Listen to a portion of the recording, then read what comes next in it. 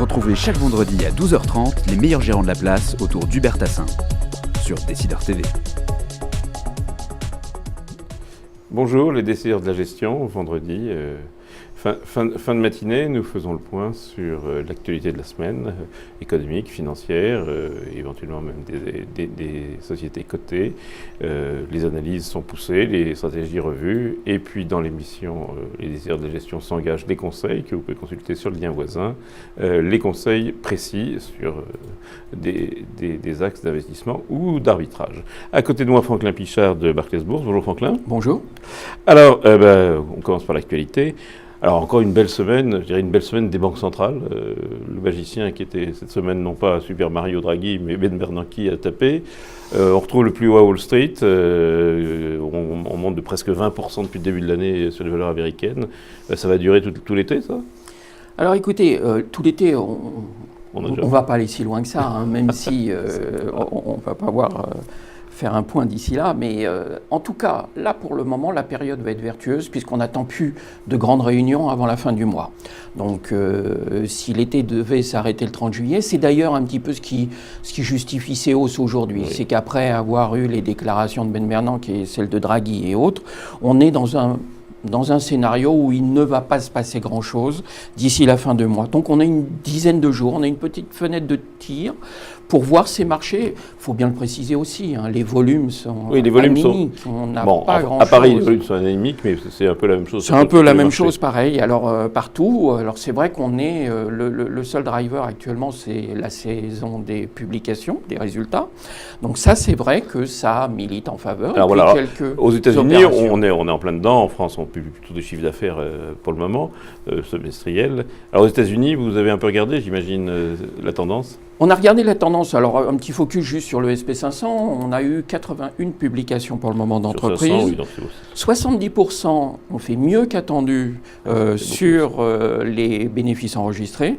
En revanche, côté chiffre d'affaires, vous en avez 49% qui font mieux qu'attendu. C'est donc un petit peu plus dur de faire du business et on le voit depuis quelques semestres maintenant. Mais les marges sont un petit peu plus facile. Mais les marges sont tenues.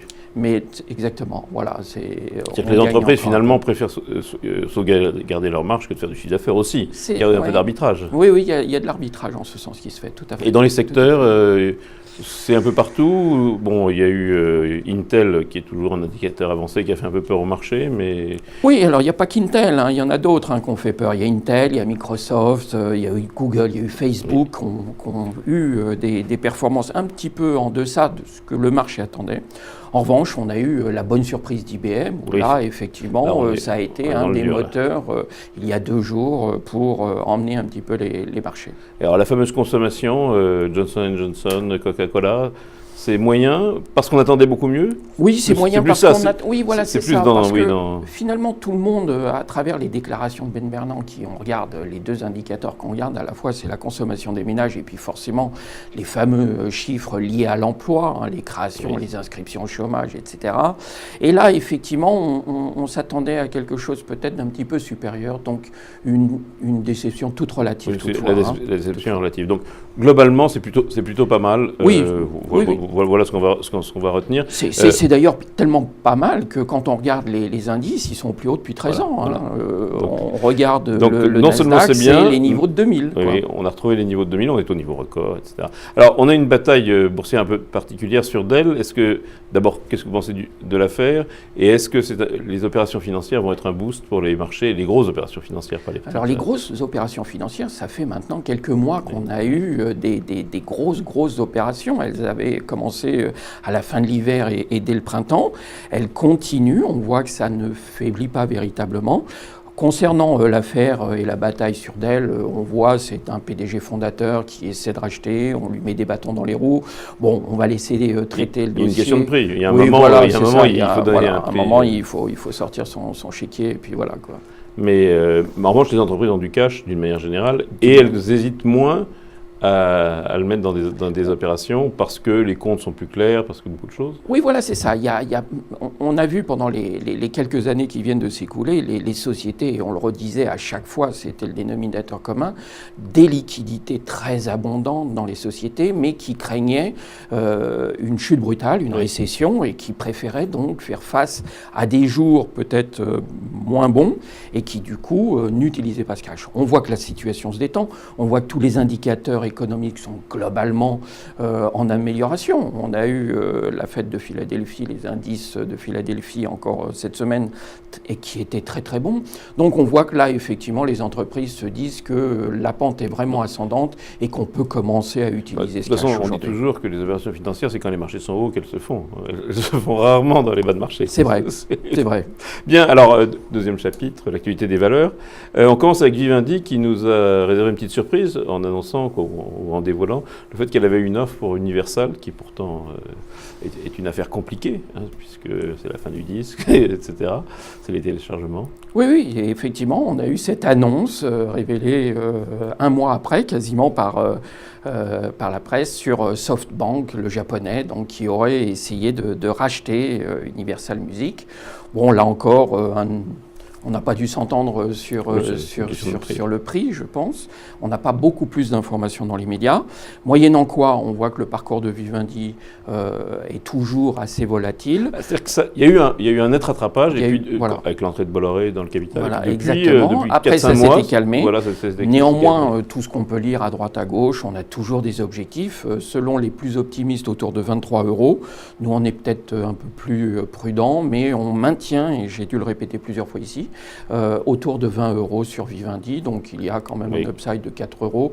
On est à 20-25%. Oui, 25% à gagner, c'est pas mal. Ça reste jouable. Alors, l'actualité est toujours le même secteur, un peu que Vivendi, ou qu'un des secteurs de Vivendi, Ubisoft, bien sûr, c'est pas la taille de World of Warcraft, mais bon. Alors, Ubisoft, Ubisoft publie un mauvais résultat, mais en fait, tout le monde est très content. C'est l'impression qu'on a. Oui. Alors pourquoi ? Tout simplement parce que là, typiquement, on a une baisse du chiffre d'affaires sur le premier trimestre qui est en retrait de 42% par rapport au premier trimestre de l'année dernière. Mais la société s'en est expliquée. Au premier trimestre l'année dernière, vous aviez eu Tom Clancy, Ghost et un autre jeu qui étaient sortis, qui sont donc des jeux vedettes, où effectivement les consommateurs de ce type de produit sur lequel se sont rués. Par conséquent, les deux trimestres n'étaient absolument pas comparables. Et ce qui était intéressant, c'est qu'en revanche, la société a dit que globalement sur l'année, elle maintenait ses prévisions, qu'il n'y avait absolument pas à la faveur de ce comparable T1 2012, T1 2013, quelques leçons à tirer ou anticipations à faire. Il restait tout à fait confiant sur l'exercice 2013 en général. Et vous sur la valeur ? Oui, globalement, c'est dans le secteur, ça fait partie des titres que nous aimons bien. Bien, alors, autre secteur.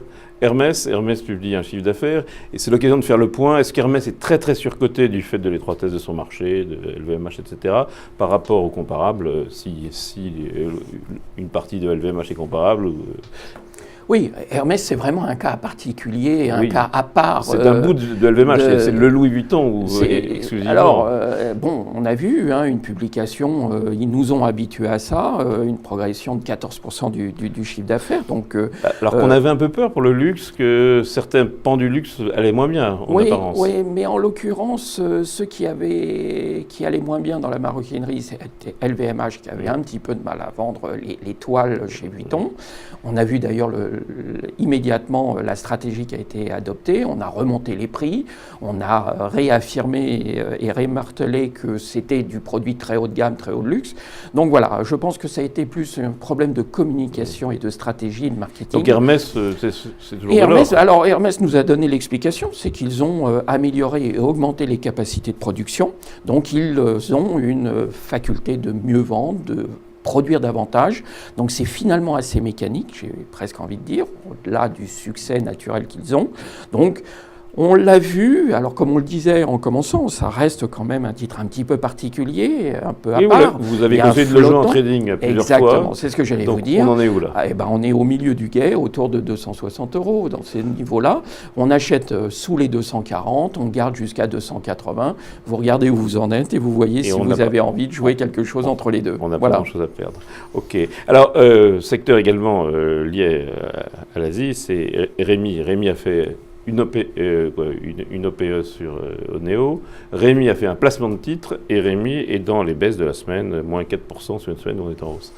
Oui, parce que c'est un titre qui, en même temps, a publié un chiffre d'affaires en léger recul de 2,7%.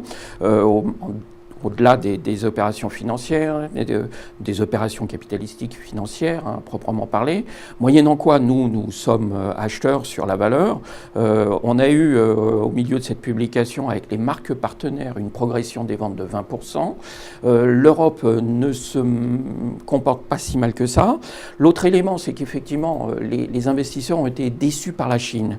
Mais en fait, tous les métiers, quels qu'ils soient, qui sont de près ou de loin liés au Nouvel An chinois en début d'année, ont tous été déçus parce que les ventes liées au Nouvel An chinois cette année ont été moroses. Donc typiquement, la Chine n'a pas été très bonne. L'Asie donc a tiré plutôt les résultats à la baisse. Mais en dehors de ça, il y a eu une excellente résistance de la zone euro et des ventes très très bonnes en Amérique du Sud et aux États-Unis. Donc c'est plutôt l'occasion. Là aussi, ça peut être une occasion justement dans ces phases de trou d'air de revenir un peu sur la valeur. Alors il y a une autre valeur, alors on est sur un tout autre secteur, qui elle fait des merveilles, c'est Peugeot, presque 50% de hausse depuis le début de l'année, et cette semaine encore. Il se passe quelque chose, qu'est-ce qu'on joue? À un moment, il y a eu le titre a été un peu sous pression, on parlait d'augmentation de capital, on n'en parle même plus, et là, le titre monte, voilà. Oui, alors quand vous dites plus 50% depuis le 1er janvier, mais attention, plus 40% depuis le 3 juillet. C'est-à-dire que... Ah oui, on a tourné autour du cours. Voilà, donc on progresse. Là, on voit ce bond énorme depuis le début du mois.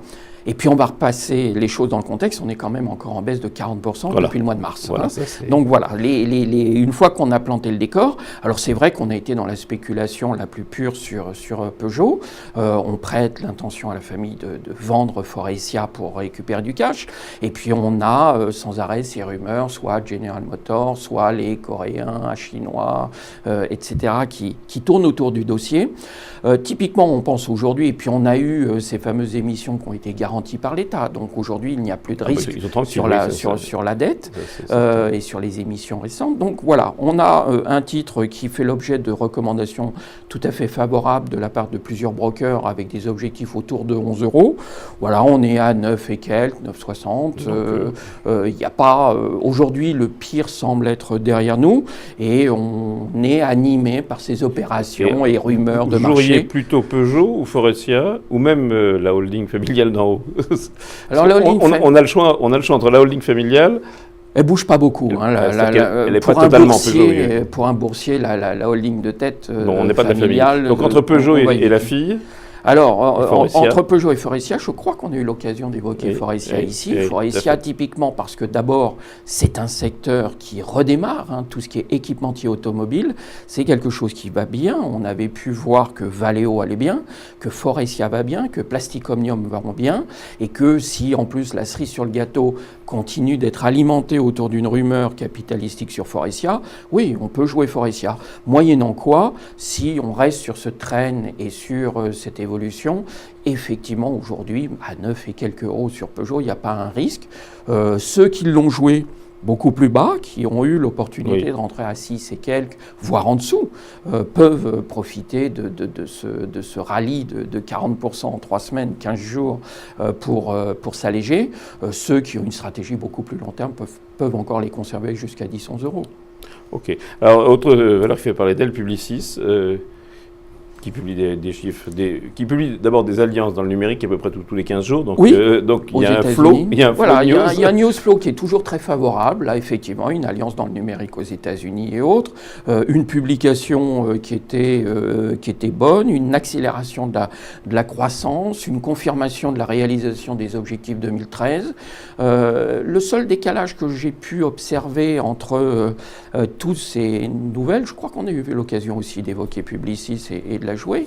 Eh bien finalement, ce qui me déçoit un tout petit peu, ce sont les ambitions des analystes. C'est-à-dire que les objectifs de cours que je vois autour de Publicis sont à 61, 62, voire 63. Et finalement, si tel était le cas, l'upside est très peu intéressant à jouer. Les gens ont plus envie de jouer à Havas, non? Alors, là aussi, on revient sur des histoires un peu plus... Havas ou même Bolloré, d'ailleurs. Drôle, voilà, Havas ou Bolloré. Mais je crois que... Bolloré étant l'actionnaire d'Havas, pardon. Voilà. Mais l'intérêt de Publicis, tout comme celui d'Havas, c'est qu'on est sur des secteurs qui sont très implantés sur le marché américain et ils profitent de cette reprise américaine. Donc aujourd'hui, j'ai envie de dire, faisons une réponse de Normand, faisons un peu les deux, un peu d'Havas, un peu de Publicis. Mais en tout cas, autant on a pu rester très à l'écart de ces sociétés et de ces groupes, ça rejoint aussi ce qu'on disait tout à l'heure. On avait beaucoup de cash et on a toujours eu beaucoup de cash dans les entreprises. Eh bien, on voit que les entreprises, aujourd'hui, reprennent un petit peu les dépenses de communication, marketing et autres. Alors, une star qui est un peu déçue, là, pour le coup, c'est L'Oréal. Oui, L'Oréal, on attend toujours des choses tellement extraordinaires de L'Oréal. On les a souvent. Qu'effectivement, et on les a très très régulièrement. On a aussi un parcours boursier qui est phénoménal. Profitons de cette publication qui a déçu le marché typiquement pour revenir. Attendons de voir les 110, 120 euros sur L'Oréal pour reprendre la valeur à ces niveaux-là. C'est presque une opportunité pour les investisseurs. Il est clair qu'aujourd'hui, on avait un peu de mal à rentrer dans L'Oréal, compte tenu du beau parcours. C'est un repli qu'il faudra mettre à profit pour rentrer sur le titre autour de 110 euros. Alors rapidement encore, Accor, les gens sont plutôt contents de ce qu'ils annoncent.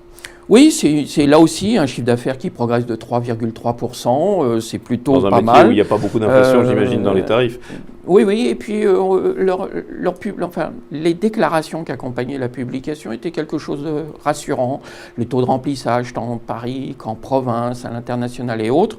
Donc c'est un groupe sur lequel, alors, effectivement, on a digéré le débarquage, si on peut l'en parler autrement. Est-ce qu'on joue un nouveau président? Est-ce que ce sera une bonne nouvelle, une mauvaise nouvelle? C'est toujours un peu compliqué. On est en rumeur permanente. Voilà, c'est ça. C'est toujours un petit peu compliqué quand on n'a pas une vraie stratégie moyen terme.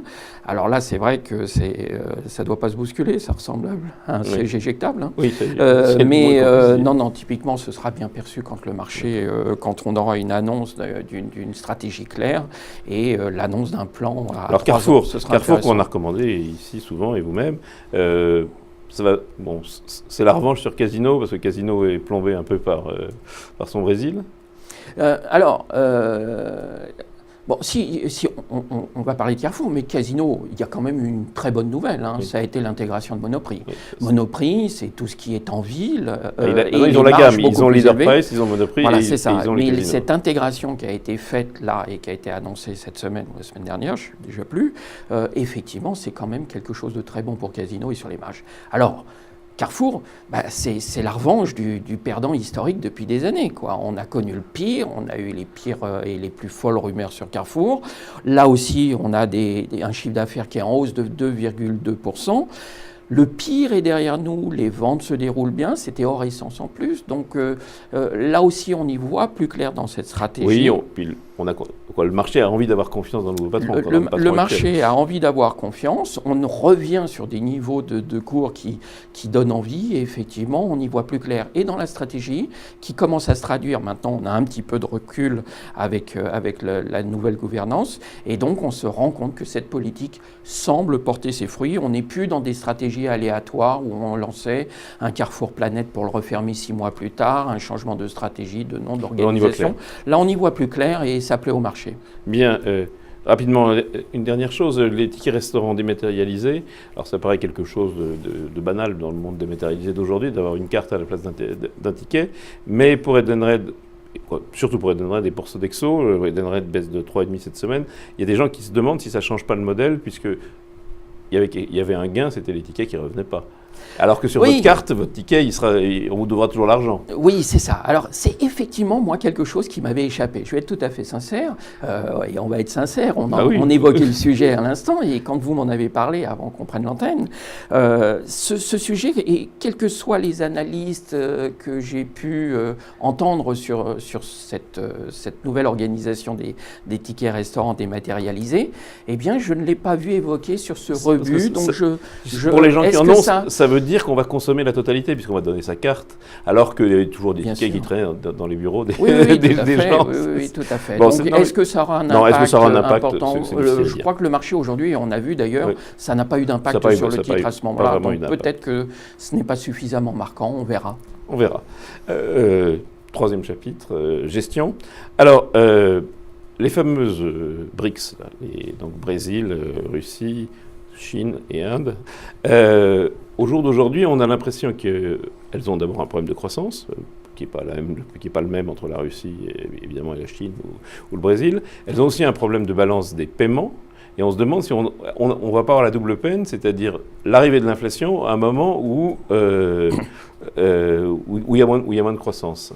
Oui, c'est vrai. Est-ce que c'est un risque, une opportunité? J'ai presque envie de dire qu'aujourd'hui, je le classerais encore plus dans les risques que dans les opportunités. Toujours. Même si on a eu un PMI chinois qui était un peu mieux qu'attendu, on a eu 7,5, on craignait d'avoir plutôt autour de 6, surtout après les déclarations. On a moins 12% depuis le début de l'année à Shanghai, par exemple. Plus 4 à Bombay, donc sur des marchés qui l'Inde n'est pas un marché qui a trouvé aujourd'hui son point d'équilibre. Donc, typiquement sur les BRICS, actuellement, on reste à l'écart. La situation n'est pas suffisamment stabilisée. Et on voit que la Chine subit de plein fouet la crise européenne et le ralentissement la récession européenne. Donc, on a encore le temps de voir la Chine se redresser. Et si on le joue, on continue à jouer plutôt par L'Oréal et le VMH ou Hermès. Oui, il vaut mieux aller jouer sur les valeurs implantées, dont on peut identifier parce qu'il y a aussi des clients dans les pays riches, y compris le Japon. Tout à fait. Oui, tout à fait. Alors justement, croissance américaine, croissance japonaise qu'on voit, en plus avec des élections qui vont probablement être très très favorables au gouvernement. Quels sont les vecteurs qui profitent aujourd'hui en bourse de cette croissance américaine, de cette croissance japonaise? Comment je le joue? Eh bien, écoutez, si on regarde déjà côté américain et les publications où on commence à avoir une idée précise, ce sont les bancaires, globalement, que ce soit Morgan Stanley, que ce soit Bank of America, que vous avez un secteur ou Wells Fargo, vous avez eu un secteur qui a publié des résultats largement au-dessus des attentes. Donc voilà, la reprise profite au secteur la reprise bancaire. Et puis le maintien d'une politique monétaire accommodante. Donc ça, on est bien d'accord. Et puis amélioration de la situation de l'immobilier pour Wells Fargo, qui est le premier banquier dans l'immobilier. Donc oui, il y a différents éléments. Alors effectivement, on a beaucoup anticipé la croissance. On l'a évoqué en début d'émission. Cette croissance parfois peut un petit peu décevoir. La confiance des ménages n'est pas forcément toujours au rendez-vous, malgré les signes d'amélioration. Aux États-Unis, il y a aussi des petites hausses d'impôts qui passent. On n'est pas en France, mais néanmoins, on rééquilibre les finances en piquant un peu de la croissance pour rétablir un peu le budget. Donc aujourd'hui, nous, on n'a pas joué des secteurs particuliers. Non, pas particulièrement. On regarde un petit peu comment ça évolue, mais c'est vrai qu'on est plus généraliste sur les États-Unis. On joue à travers des baskets, des ETF ou des choses comme ça, plus que par des titres en particulier. Et au Japon ? Au Japon, on reste à l'écart toujours. Ça reste compliqué. Un tout petit point sur l'or. On se dit que l'or qui a fait un petit rallye, après une énorme baisse, c'est des corrections techniques. Le pire est à venir quand les mesures contre l'inflation vont être prises un jour aux États-Unis. Je vais répéter ce que je dis à chaque fois et ce que j'entends partagé par une grande partie de gens très brillants, en tout cas plus que moi. Il y a bien deux pronostics qui sont difficiles à faire, ce sont les changes et l'or. On a été au plus haut sur l'or, c'était il y a 2 ans.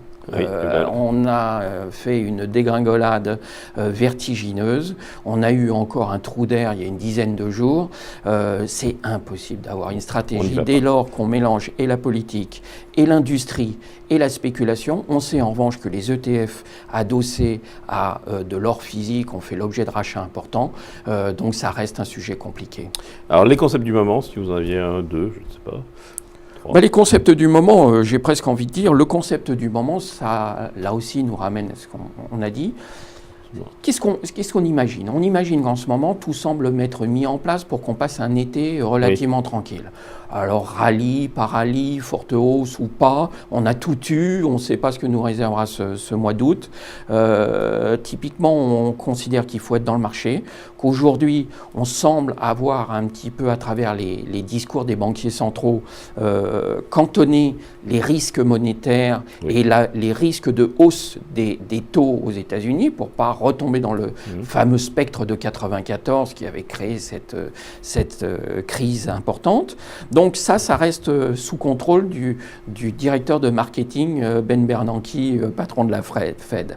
Côté BCE, on a vu les déclarations. On a aujourd'hui la deuxième séance du G20 Moscou qui réunit les ministres des Finances, ministres du Travail et certains banquiers centraux du Club des 20. Donc on est dans un environnement où on ne s'attend pas à de pires catastrophes. Les bémols, c'est quoi? On va avoir plusieurs PMI européens, mondiaux, qui vont être publiés là, maintenant, fin juillet, et au fil de l'eau, en août et en septembre. Un très mauvais PMI dans une zone pourrait peut-être un petit peu réveiller le spectre tant redouté d'une crise politique au Portugal, d'une crise de la zone euro, etc. On s'en est bien sorti. Enfin, on s'en est sorti, mais on attend les réponses. Et les réponses, elles sont pour la fin de la semaine prochaine. Donc, pour le moment, on n'a pas de politique. Bon, on est quand même dans le marché. On est dans le marché. On est dans le marché et on verra la rentrée pour les élections allemandes le 22 septembre. Et voilà, l'autre élément, c'est qu'on se dit aussi, on a vu les déclarations du ministre des Finances allemand sur la Grèce, on se dit que tout le monde en ce moment caresse le chat dans le sens du poil pour être sûr qu'il se passe trop rien entre l'été, les élections allemandes et les tensions politiques un petit peu européennes, Portugal par exemple. Ce sera le mot de la fin. Franck Lapijard, merci beaucoup. Alors bonnes vacances, et puisque nous referons le point justement à la rentrée, et rendez-vous la semaine prochaine, et rendez-vous également sur le lien voisin sur le même site pour consulter l'application pratique de ce que nous venons de dire dans l'analyse. Les décideurs de la gestion s'engagent, les conseils. Au revoir.